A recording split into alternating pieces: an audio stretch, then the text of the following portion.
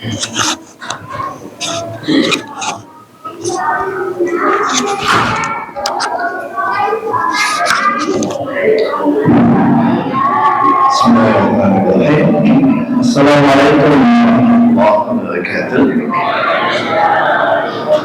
Alhamdulillah, Alhamdulillah, lam yalid wa lam yulad wa lam yakul lahu kufuwan ahad. Asyhadu an la ilaha illallah wahdahu la syarika lahu wa asyhadu anna Muhammadan abduhu wa rasuluhu la nabiyya ba'dah.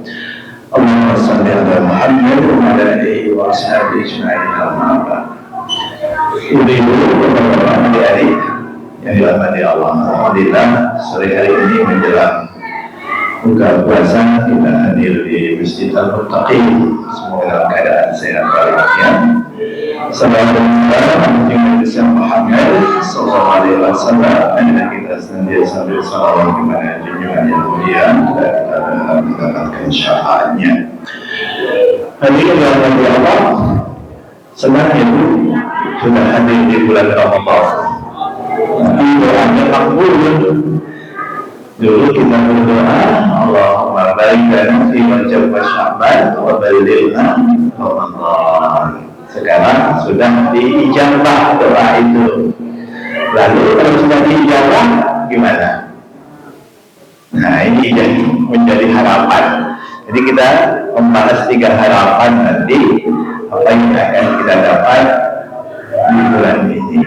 Nah, jadi dalam banyak hadis sebelum kita jelaskan itu, orang yang senang dengan hadir Ramadan, kata Rasul sallallahu alaihi wasallam, man fariha bi dukhuli Ramadan, siapa yang senang dengan hadirnya bulan Ramadan, anallahu jasadahu finnar, Allah mengamankan tubuhnya masuk neraka. Enak ya, tetapi ada syaratnya, tentunya tidak senang kok. Karena setelah itu tentunya awal supaya kita melakukan sesuatu. Kalau sudah senang kan biasanya orang diminta melakukan apa saja dengan sukarela. Nah itu, dengan senang hati dia menyambut apa yang Allah perintahkan itu dengan sangat bahagia. Nah itu, makanya dalam apa yang kita lakukan nanti harapannya satu sebenarnya. Apa itu? Mendapatkan ampunan. Itu tak mendapatkan ampunan. Karena kalau kita baca dalam amal yang dilakukan itu, siapa yang melakukan amal di bulan Ramadan, disebutkan begitu, maka Allah ampuni dosanya. Kemudian apa yang dilakukan malam hari, siang hari, soma Ramadan, qoma Ramadan, ghufira lahu ma taqaddama min dzambihi, diampuni dosanya yang telah lalu. Intinya itu saja. Karena orang yang dapat ampunan, dia akan mendapatkan balasan yang diharapkan itu. Apa itu? Ya surga. Kira-kira ibu-ibu kalau ditanya, ada enggak penghuni surga itu yang boleh masuk surga walau ada dosanya sedikit pun? Bisa enggak masuk? Bisa enggak masuk surga kalau kita punya dosa sedikit? Kalau banyak otomatis tidak boleh. Kalau sedikit boleh enggak? Ya enggak boleh. Syarat orang masuk surga itu punya dosa. Coba, kalau kita ditanya masing-masing, siapa yang tidak punya dosa? Tidak ada.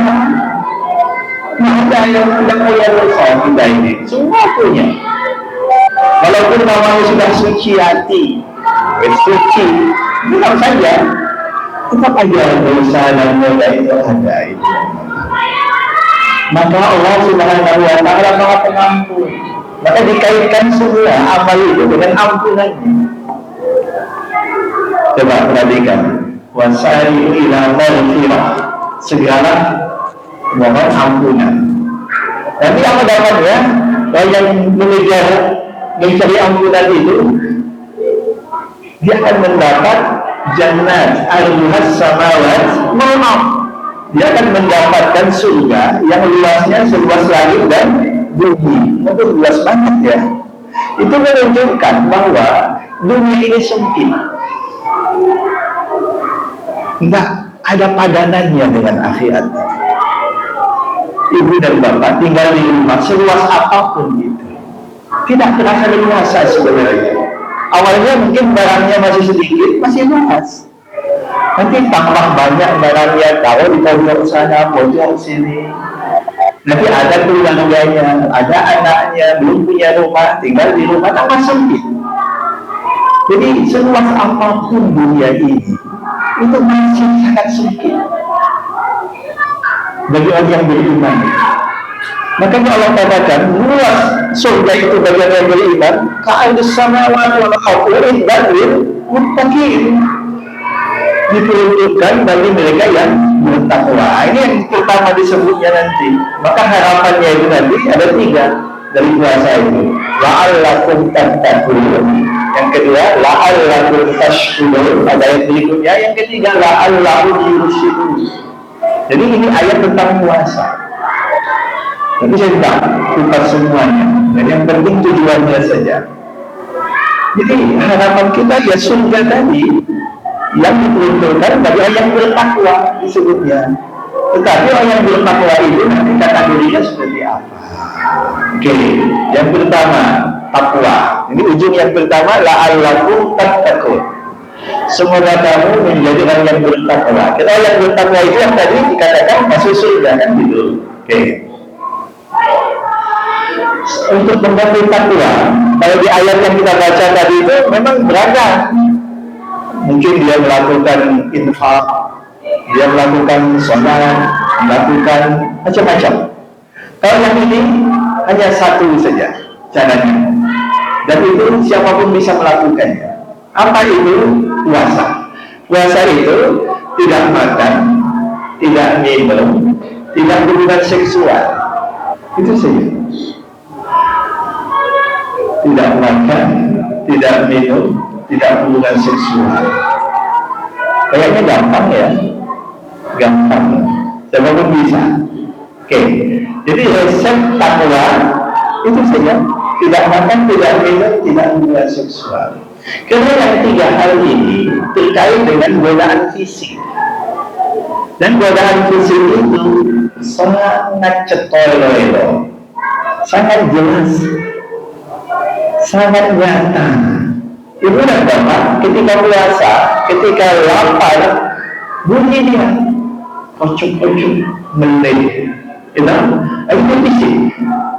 Kemudian apa lagi? Lemes. Itu godaannya. Maka ketika puasa, lupakan itu yang berbau fisik tadi. Sekarang utamakan yang psikisnya. Makanya kalau fisik itu diwakili oleh jasad, kalau psikisnya kalbu, hati, hatinya. Makanya kita sekarang melupakan yang fisik itu. Jadi kalau ada orang yang menggoda kita, apa kita katakan? Ini so'imun, aku sedang puasa. Dikaitkan dengan itu. Yang kita dengar sekarang suara hatinya, bukan suara nafsunya. Karena nafsu itu kaitannya dengan fisik. Hati kaitannya dengan yang ruh, qalbu. Baik. Kalau kita setarakan 3 hal ini, ada nafsu yang mewakili fisik, ada qalbu yang mewakili nurani, hati, maka kita lalaikan yang nafsu, kita dengar suara qalbu. Sekarang, kalau itu yang terjadi, yang tadinya nafsunya lawamah, kadang-kadang nafsu kita itu ada 3. Satu namanya ammarah, yang kedua lawamah, yang ketiga mutmainnah. Qalbunya pun jadi 3. Qalbu mayyit, qalbu marid, qalbu salim. Kalau nafsunya ammarah, qalbunya mayit, mati. Dia lebih cenderung mendengar nafsunya, sehingga qalbunya itu tak terdengar, mati jadinya. Kita kebanyakan kaum muslimin itu nafsunya disebut lawamah. Lawamah ini mencela hatinya. Jadi kita kadang sadar melakukan kesalahan, tapi setelah melakukan kesalahan itu kita celah diri kita. Kok isu ya saya melakukan itu, padahal itu tidak benar. Oke. Pelaku korupsi dia tahu kalau itu salah. Berarti hatinya itu masih hidup sebenarnya, tapi sakit sebenarnya. Qalbun marid, sakit. Makanya ketika dia sadar dia mencelanya. Orang yang begini ini ada harapan menjadi naik. Cara naiknya tadi minta ampunan tadi. Ya kalau janjikan, ya mohon ampun, istighfar. Okay? Kita kan habis sholat selalu baca istighfar ya. Okay? Jangan dimakan itu, paling banyak dilakukan ketika sahur. Wakil ashari yastalqin. Pada waktu sahur mereka banyak beristighfar. Istighfarnya boleh pendek, boleh panjang, ngobrol saja. Astagfirullahaladzim. Astagfirullahaladzim alladzi la ilaha illa huwal hayyul qayyum wa atubu ilaih. Yang paling panjang Allahumma anta rabbi la ilaha illa anta khalaqtani wa ana 'abduka wa ana 'ala 'ahdika wa wa'dika mastata'tu a'udzu bika min syarri ma sana'tu aqulu laka bi ni'matika 'alayya wa a'udzu bi dhanbi faghfir li fa innahu la yaghfiru dhunuba illa anta. Inilah yang enak pada umat Islam itu. Kita kembali lagi. Kalau nafsunya tadi nafsu lawamah, qalbunya apa? Marid, sakit. Dengan puasa kita berharap dia mendengar qalbunya yang sakit tadi terobati, maka sehat, namanya salim. Qalbu salim, selamat, sehat.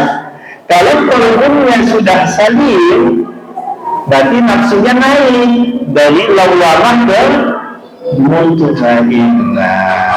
Kalau ini sudah terjadi, layak dapat surga dan maka Allah katakan, ya ayyatuhan nafsul mutmainnah irji'i ila rabbiki radiyatan mardiyah fadkhuli fi ibadi wadkhuli jannati. Itu harapan kita, ibu dan bapak. Yang kita kejar di dunia ini, ya bagaikan mata melihatnya saja sebenarnya. Kalau tidak ada akhirat itu, bagi orang yang hidupnya sulit di dunia ini, tidak ada harapan untuk bahagia kalau tidak ada akhirat itu.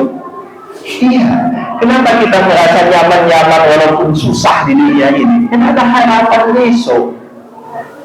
Tapi bagi orang kafir kan tidak ada.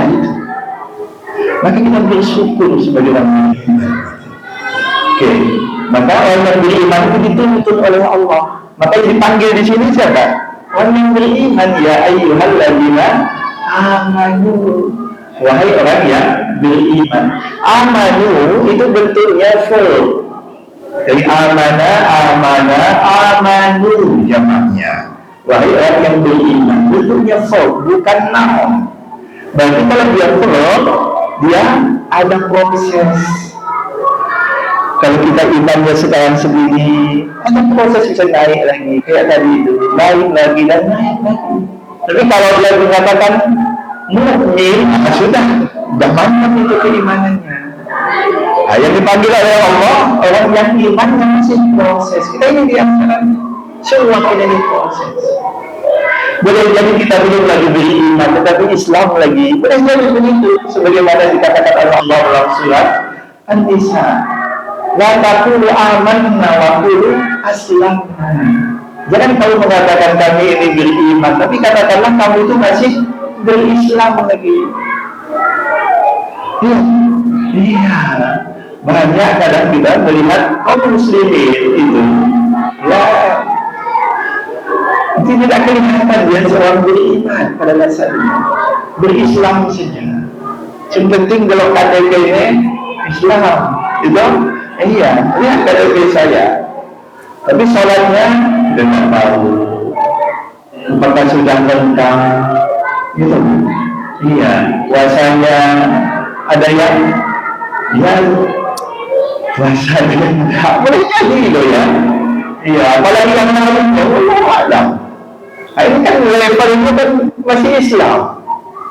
Nah, ini masuk surga besok masuk KTP ini. Karena KTP yang Islam orangnya belum beriman. Nah, kita berharap itu bulan Ramadan ini bulan Ramadan.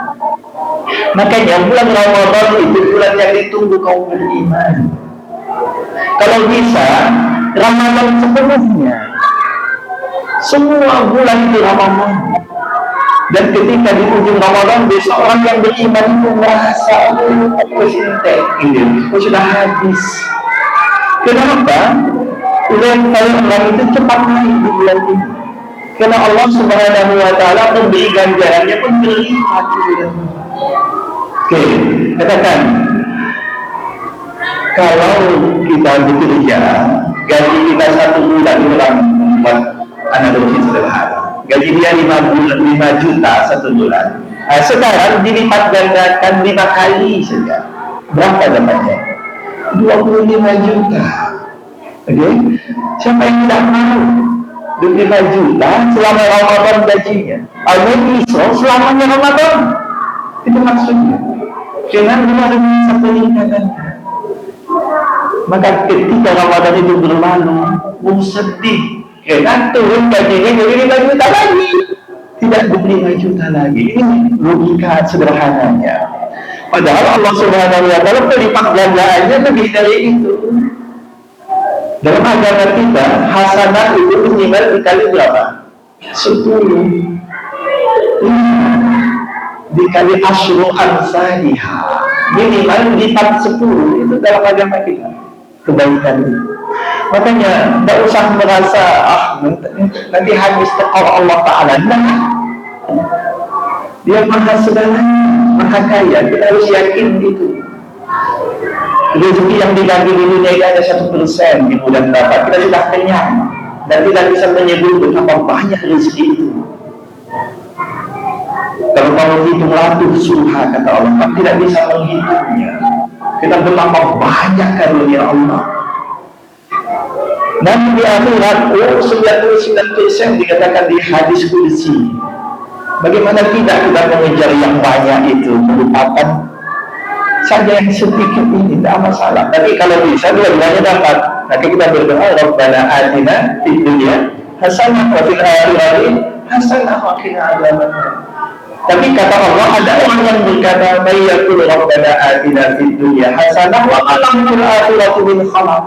Dia tidak dapat sedikit pun di akhirat. Siapa itu? Jawaban kafir. Maka mahal keimanan itu. Maka kita dipanggil wahai orang yang beriman. Kalau dipanggil wahai orang yang beriman, apa yang kita lakukan? Oke, kan gitu kan harusnya. Siap ya Allah. Labbaik ya Allah. Oke. Sekarang Allah minta supaya kamu itu masuk surga. Tapi harapannya satu, takwa. Caranya lakukan puasa. Dengan puasa kamu mendengar suara hati. Dengan suara hati berarti banyak berzikir tentunya. Iya, yang ada di hatinya hanya Allah. Ada tulisan Allah di sini? Tidak ada. Oh ada. Oh ini. Oh bismillah. Oke, Allah itu yang unik ibu dan bapak. Coba bayangkan saja deh. Ada sini enggak mas? Enggak ada. Mungkin ada berikutnya ada Allahnya enggak?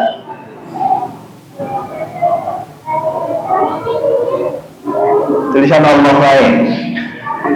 Ini enak ada benar-benar ya. Oke, Allah. Ibu dan bapak coba perhatikan lafaz itu.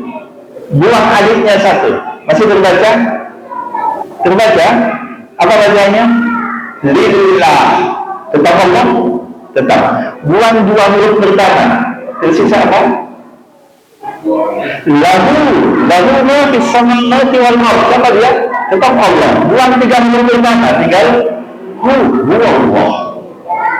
Nama yang unik. Itulah Tuhan orang yang beriman, yang tidak dikurangi di tempat utuh. Maka kita bersyukur walaupun kita Islam ini keturunan. Iya kan? Iya. Tapi kita harus bersyukur, sekarang kita harus mencari apa agama kita itu. Apa yang Allah perintahkan pasti baik. Oke, baik, kembali lagi. La'allakum tattaqun. Itu harapan yang pertama, supaya kami menjadi hamba Allah yang bertakwa. Syaratnya puasa dengan baik dan benar. Oke. Jangan sampai kita puasa itu hanya capek, lapar dan dahaga, tidak dapat apa-apa. Maka Rasulullah SAW ketika khutbah naik ke mimbar, di tangga pertama dia berhenti, amin, katanya, didengar sahabat. Naik lagi tangga kedua, kembali hal yang sama, berhenti, lalu mengatakan amin, begitu di tangga ketiga. Para sahabat setelah itu bertanya, ada apa tadi Rasulullah SAW mengatakan, ketika aku naik ke mimbar, malaikat Jibril berdoa, radhiallahu celakalah orang, katanya. Siapa itu? Orang yang dia dengar namaku disebut, tetapi dia tidak bersalawat kepada aku. Oke, maka aku katakan amin.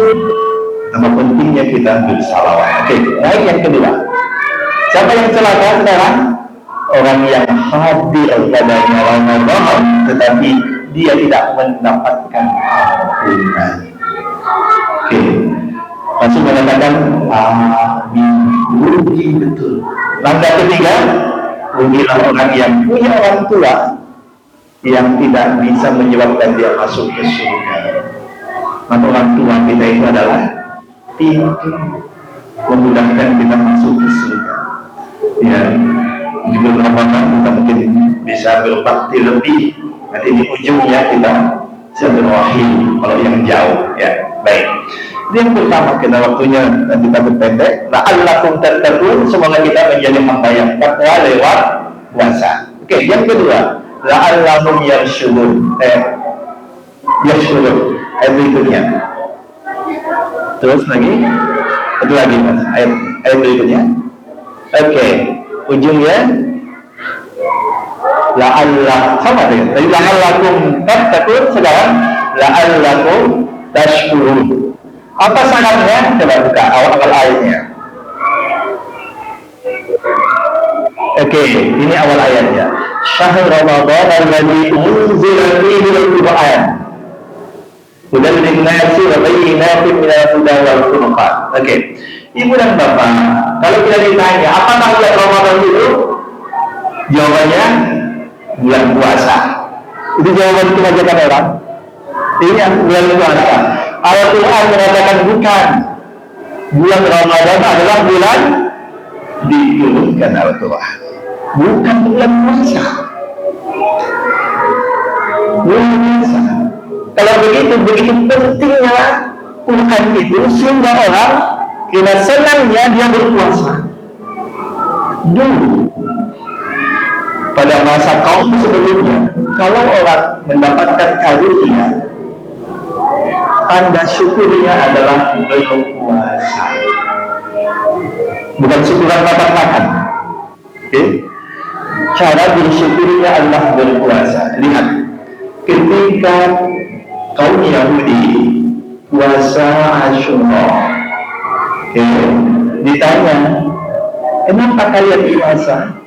Karena kami bersyukur Musa dan kaumnya selamat dari kejaran Firaun. Jadi syukur itu kaitannya dengan puasa. Kita pun bersyukur, kita berpuasa, ada logikanya di sana, karena Allah turunkan Al-Quran. Maka dikaitkan bulan Ramadan itu bulan diturunkan Al-Quran. Bukan dikaitkan bulan Ramadan adalah bulan puasa. Ini definisi Al-Quran sendiri. Syahrul Ramadan alladzi unzila fihi al-Quran. Oke. Kalau dikatakan unzila, diturunkan, berarti dari atas ke bawah. Oke.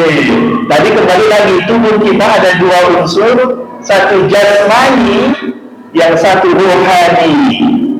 Jasmani makanannya dari bumi, Ruhani makanannya dari atas. Apa yang Allah turunkan makanan dari atas? Al-Quran. Rasulullah SAW mengatakan Al-Quran mahdumatullah. Al-Quran itu adalah hidangan Allah. Sedang pertanyaannya, kalau ini hidangan, seharusnya kita menikmatinya. Kira-kira ibu dan bapak ketika baca Al-Quran bagaikan menikmati atau tidak? Ini yang seharusnya menjadi introspeksi kita. Coba lihat, ya kita boleh jadi belum di bulan ya, belum. Tapi paling tidak ya ada keinginan lah, kan belum ada sebelumnya. Lalu nanti diupayakan pelan-pelan. Pengajian ini menunjukkan kita berharap kita bisa menikmatinya. Oke? Iya. Maka makanan ruh tadi adalah kalam yang tersisa dari mukjizat hanya satu saja. Al-Quran. Yang lain tak tersisa lagi. Nabi berlalu sudah, mukjizatnya tidak ada lagi kecuali kalam Allah. Nabi Musa, walaupun ada tongkatnya, peninggalannya, sudah tidak berfungsi. Tidak dia berfungsi oleh pemiliknya saja, dan pemiliknya pun atas izin Tuhan. Nabi Isa, katakan dia punya ramuan, katakan menyembuhkan orang sakit, tak lagi berfungsi sekarang. Walaupun orang kafir membuat aneh-aneh boleh jadi untuk healing, itu pendekatan orang kafir. Pengobatan yang orang Islam sebagian terpedaya dengan minyak urapan. Ya. Kita punya obat yang mujarab. Apa itu? Kalau Allah wa nunazzilu minal Qur'ani ma huwa shifaa, kata Allah. Kami turunkan dari Al-Quran menjadi obat syifa. Kira-kira kita ini kalau mendengar kalam Allah dibaca, tenang enggak? Nah, harusnya tenang. Tapi kalau tidak tenang, harus diruqyah. Logikanya, iya toh? Iya, harus diruqyah. Karena kalau Allah itu menenangkan. Jangankan manusia, binatang saja jadi tenang. Jadi tenang dengan kalam Allah itu. Kalau kita baca di antara sabda Rasul terkait dengan surat Al-Kahfi, itu Bapak. Makanya kita kadang-kadang ya mendengar orang lain membaca Al-Quran, ya paling tidak kita menikmati, walaupun tidak tahu, ya walaupun tidak tahu. Bagaimana ya? Kadang-kadang kita ini seperti yang digambarkan seorang penyair begini. Wahai muslim, hidupmu tak kau sadari, katanya, dengan kitab Al-Quran, kitab yang diturunkan untuk membawa ketenangan, kebahagiaan, dan penyelamatmu di dunia dan di akhirat. Tapi tak sampai juga padamu kecuali ajal telah menjemputmu. Ketika itu dibacalah Al-Quran di atas kepalamu. Oh, alangkah sedihnya kitab yang diturunkan untuk mendatangkan kekuatan dan keselamatan hanya dibacakan untuk menghantar kematian. Iya teman. Iya, kadang-kadang kita lewat begitu ada suara diputar suara ngaji, ternyata ada orang yang meninggal. Iya, tidak. Kalau yang meninggal itu pernah mendengar Al-Quran atau dia membacanya, alhamdulillah. Kalau tidak, coba bagaimana yang ada itu, ya. Maka ibu dan bapak, ini mumpul Ramadan. Kalau di Ramadan satu huruf saja dilipat 10, bagaimana kalau Ramadan? Ya, iya. Makanya bagi orang yang beriman itu kayaknya mustahil deh kalau tak masuk surga ini. Kenapa? kebaikan itu berlipat-lipat, keburukan itu yang dilipat satu, ya. Iya, cuma dilipat satu. Jadi kalau dia mendapatkan 10, dikurangi 1 masih 9. Ya, harusnya kan begitu. Harusnya. Makanya kita jangan menyepelekan tentunya. Harus kita berusaha mengejarnya. Oke, mungkin Ramadan dan ini baru hari kedua. Itu. Ya, kalau untuk khatam 1 bulan bisa, insyaallah. Itu Pak. Bisa lah. Mungkin 1 hari 1 malam berapa juz? 1 juz pas nih. Itu Pak. Pas. Kan 30 hari dong. Ada yang mau 31? Nggak ada. 29. 30. Oke. Insyaallah Pak bisa itu. Jadi kalau mau lebih apa mungkin habis sholat 2 lembar, ya dong? Kali 5 kan 10 lembar. Iya. Bagi yang angel bacanya dapat 2. 1 kena kemauannya dan usahanya. Iya. Tetapi bagi yang sudah lancar, alhamdulillah. Walaupun dapatnya 1, itu dapat 2 loh tadi. Iya. Ini untuk menjamahati. Jadi pahalanya bisa lebih banyak mana?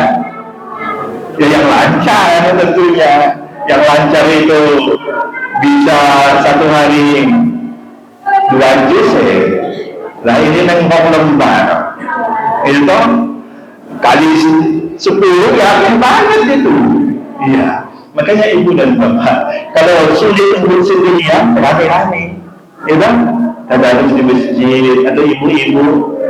Ya kadang-kala memang kita memperbaiki tajwid, tapi kadang nggak tega, gitu. Mungkin salah yakeh, nggak dibenahi, kita udah teko. Itu takutnya itu. Kadang-kala itu menjadi masalah juga yang begitu itu, tapi ya benar. Yang penting dia mau, yang kita perbaiki sedikit-sedikit, atau ketika kita membaca dia dengar, oh bacaan yang betul begini. Paling tidak memiliki koneksi, gitu. Iya. Sebenarnya ibu dan bapak, kalau sekian tak ada yang kalimat malu sama sekali, ya. Cuman kadang orang putus asa, itu saja. Ilmu, itu tidak usah terima, mau dikasih surga atau enggak, gitu saja. Yang benar kita nanti itu manusia. Iya. Dan usah malu ibu dan bapak. Supaya apa? Allah tak malu pada kita. Supaya Allah malu pada kita, penyiksanya besok di neraka. Oh, tidak di neraka. Saya malu karena dia berusaha. Karena di hadis kursi dikatakan begini,